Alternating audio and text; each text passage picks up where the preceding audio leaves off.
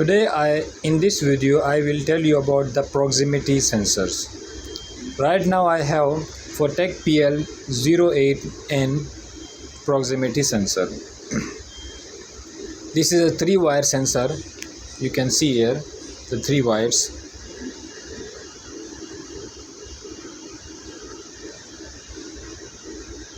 Three-wire sensor, brown, blue and black. For your information, same at the sensor top, you can see the brown wire is used for 24 volt plus, blue is used for 0 volt and black is out. For your simplification,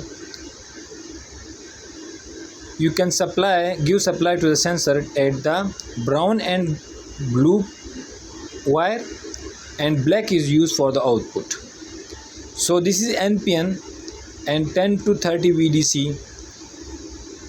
So you can use this type of sensor in different applications.